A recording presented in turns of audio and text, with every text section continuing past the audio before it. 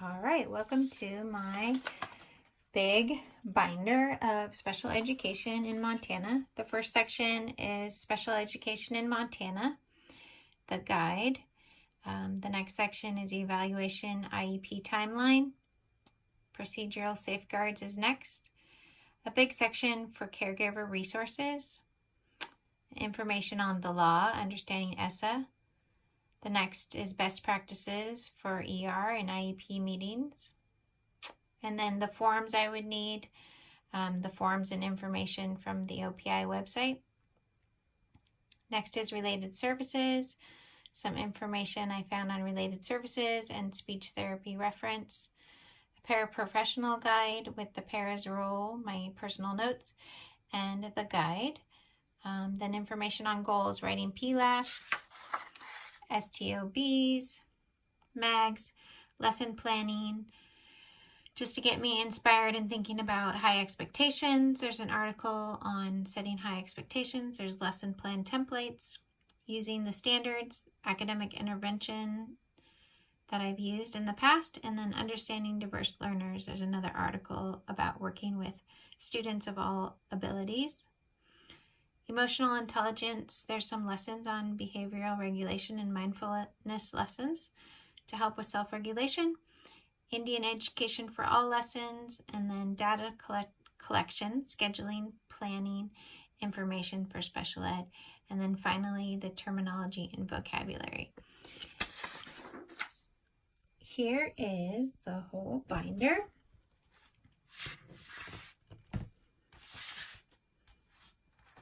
The sections I think I would use the most are the checklists. I found some handy dandy checklists that would make it helpful for getting ready for IEP meetings and evaluations, and information on 504 accommodations. I tried to make the binder kind of fun with some inspirational quotes throughout to kind of inspire me as I'm working hard on IEPs and other big reports. The MAG section I think will be invaluable. It has a lot of information from my special ed department and goals that I can get ideas from that give me a lot of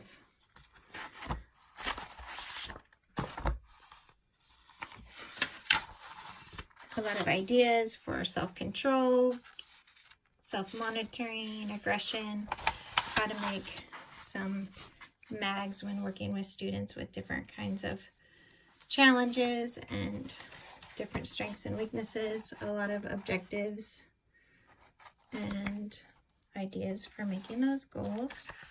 So I think that will help since I am not as experienced at doing those kind of goals.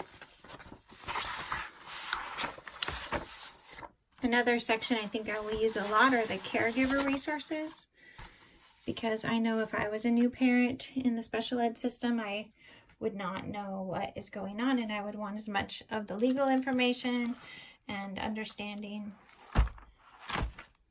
what IEPs are and how they work. So I think the caregiver resources will be very helpful too for parents. This is the caregiver resources, kind of an overview of children with special needs, understanding the basic rights, the laws, the purposes, the process, the timeline is involved, consent,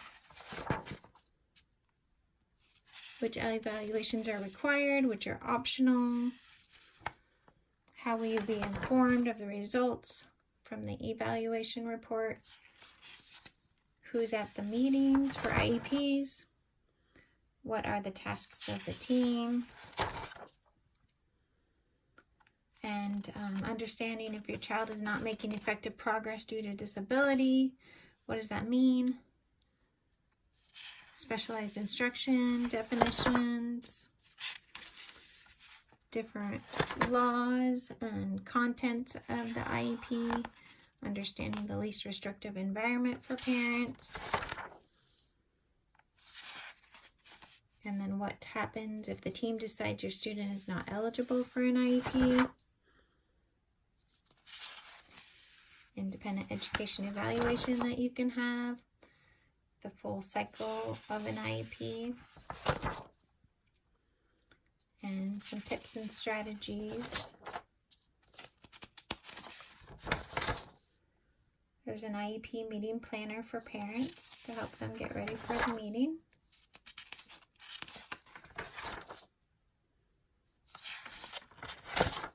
And I really like the understood.org anatomy of an IEP. It is helpful for me and also helpful for parents.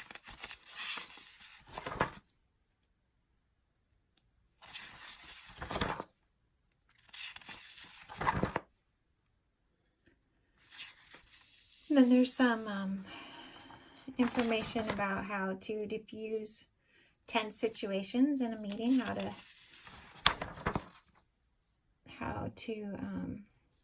suggest alternatives and what to look for, and just to use language that would help diffuse the tension in the room as parents are working with teachers and parents might feel intimidated. So these are some more parent resources, and I saved some websites that were helpful for parents too on YouTube.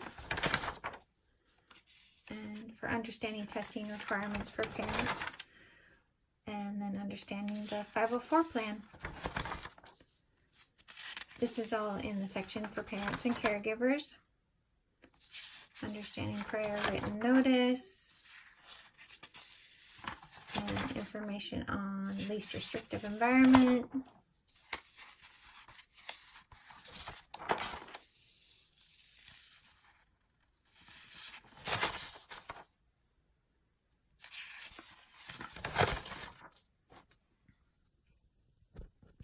And then the other section that is most helpful for me that I mentioned earlier is the best practices sections with the Iep checklist.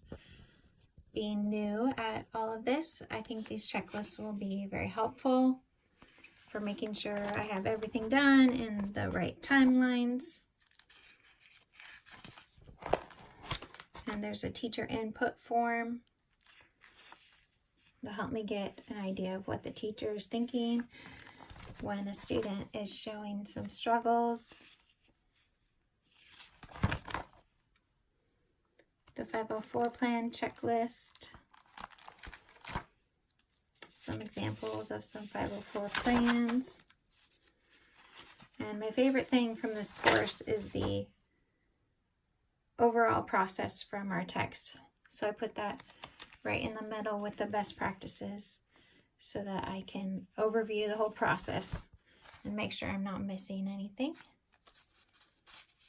And then here's some more details on prior written notice and procedural safeguards and just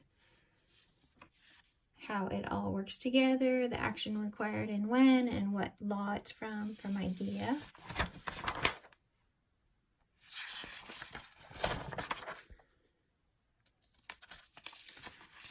I put in some helpful resources for myself, for teaching special education,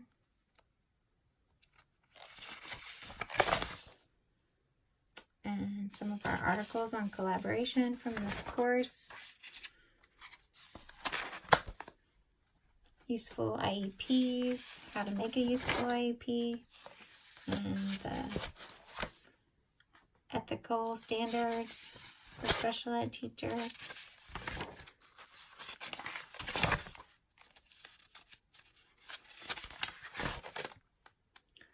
I put some information on home visits in case that's something my school district ever does.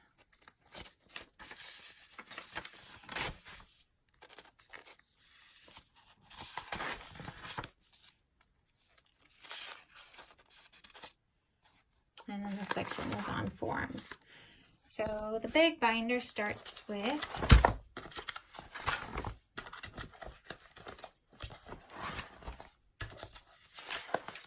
the Montana Special Ed Guide. with some tabs on the sections that I think I'll use the most. And then the evaluation IEP timelines. This form I will refer to a lot as far as understanding when the 60 days starts, when the clock starts, when we've got parent consent for the assessments, for the evaluations to start, and then the time will start clicking for the 60 days to get the evaluation report meeting and then start on eligibility. And then 30 days from the date of eligibility is the IEP meeting. And each of these meetings needs prior notice for parents. Safeguards copy for the parents. And then the middle section was for the caregivers that I showed you. And the law. All the checklists are in the middle there in the best practices section.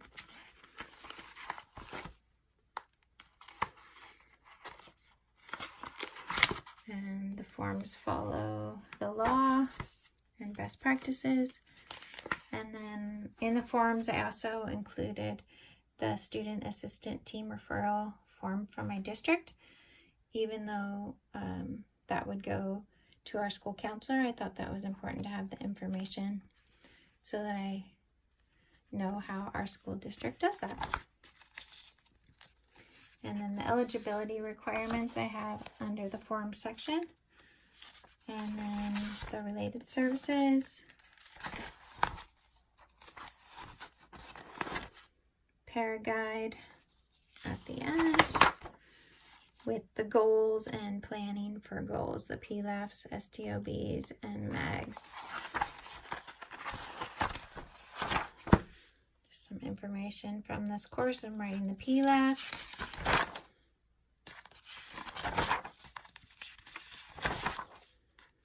And some examples from our assignments.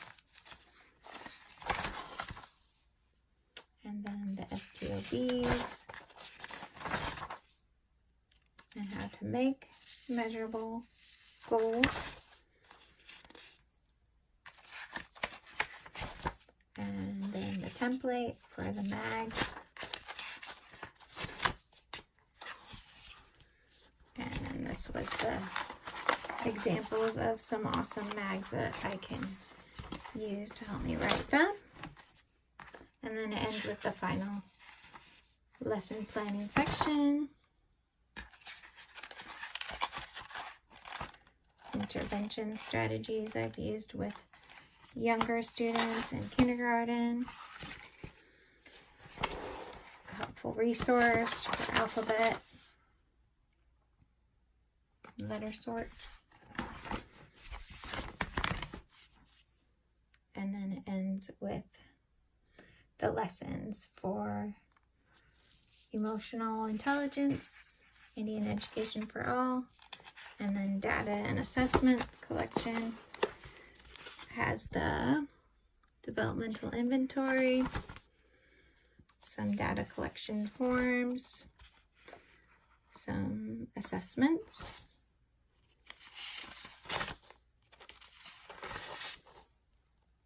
and more data collection. Finally ends with the vocabulary.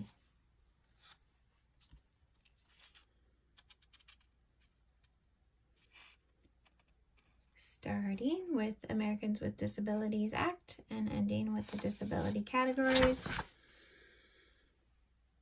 Then after the disability categories, we have the what exiting means.